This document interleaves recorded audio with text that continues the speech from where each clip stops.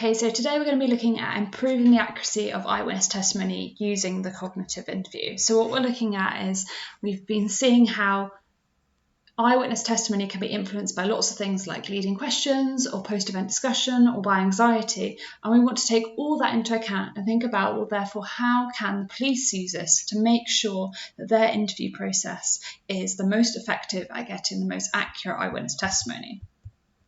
So first of all, I want to think about this piece of research by Fisher, who looked at real interviews by experienced police detectives in Florida over a 4-month period and found their witnesses were often bombarded with a series of brief, direct and close-ended questions aimed at eliciting facts. These questions were out of sync with the witnesses' memory and the witnesses were often interrupted whilst trying to talk freely.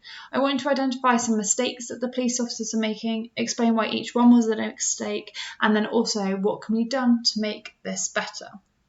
So pause the video and have a think.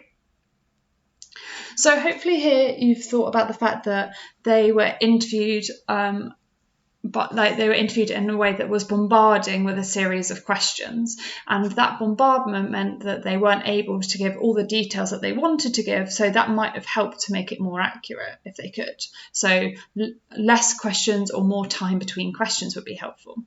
Also, they were closed-ended, so they meant that there were like yes or no answers and participants couldn't elaborate, and again the elaboration might have provided the detail that they needed.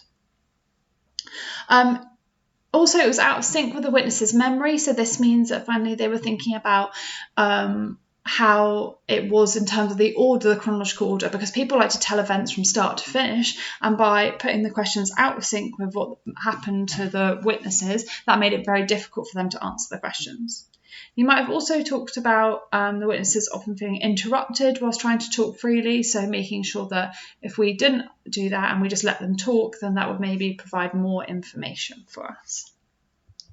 So the cognitive interview, the definition of this is a method of interviewing eyewitnesses to help them retrieve more accurate memories using 4 techniques that are based on psychological insights, i.e. basically the idea that we use 4 strategies which are based on psychological research that we've studied, and we're using that to inform how we might undertake a police interview.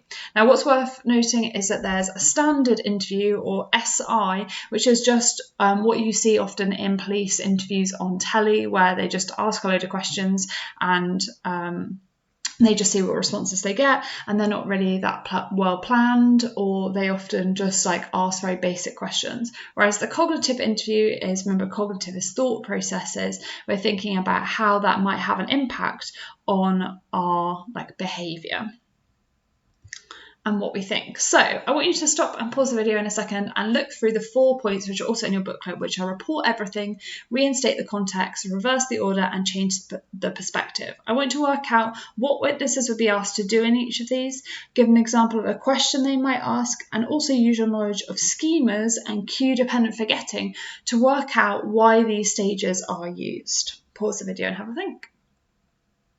Okay, so we're going to go for each one. Report everything is as it sounds. You said the witness is allowed to have the time to say absolutely everything that they want to say, whether we think it's relevant or irrelevant. It doesn't matter, just get it off your chest, because if you say that, then you feel like you've been heard and listened to, but also they'll make sure that they don't say anything that they are not sure about. So they often try to say, please just tell us everything that you remember, and if you're not sure, just say, I don't know, and that's okay.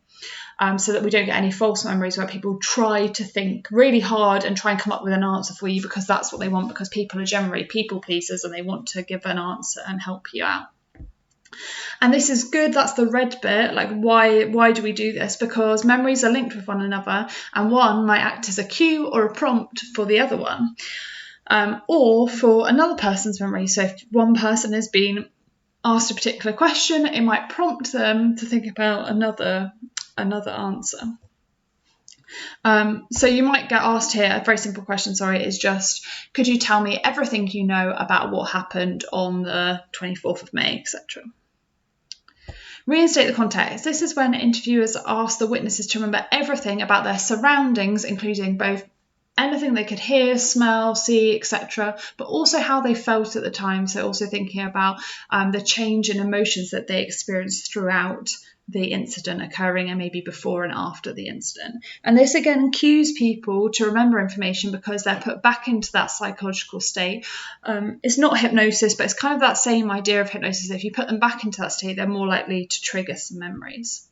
So you might get asked here, for example, could you tell me how you felt at the time of the incident? Or could you tell me what did you hear or see during the incident?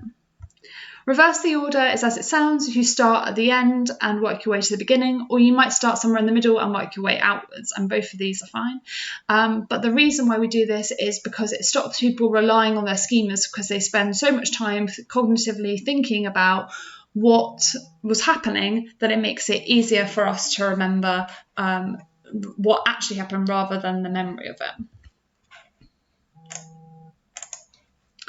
And then the final one is change the perspective. So this is about asking witnesses to explain what they would have seen from someone else's point of view. So they might have said, you were standing in the corner of the room facing the door. Could you tell me, instead, if you were standing at the counter with the door to the back of you, behind you, what could you have seen? And again, this means that you rely less on your schemas and therefore not what you expect to see, but what that person actually would have seen. And that's normally helpful because it might lead somebody else to be able to answer a question, because if you can say, oh, I think that person would have had a better idea of what happened at first when that person first walked up to the counter, whereas I could only see the back of them because of this. So it helps them to maybe find other people that might be helpful to talk to. Now, taking it further, they created this cognitive interview, but they realised that there were some problems with the original cognitive interview because it didn't always allow for things like anxiety and leading questions to be considered. So they included these in the enhanced cognitive interview.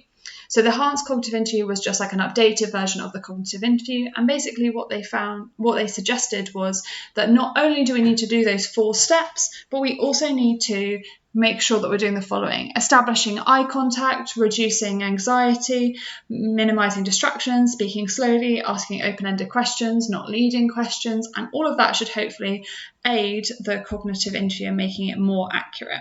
And they said this is because of the encoding specificity principle, which is what we talked about before, the idea that memory is made up of lots of traces, and the more that we pull resources from, the more likely we are to access it and therefore make it correct. Hope that was helpful.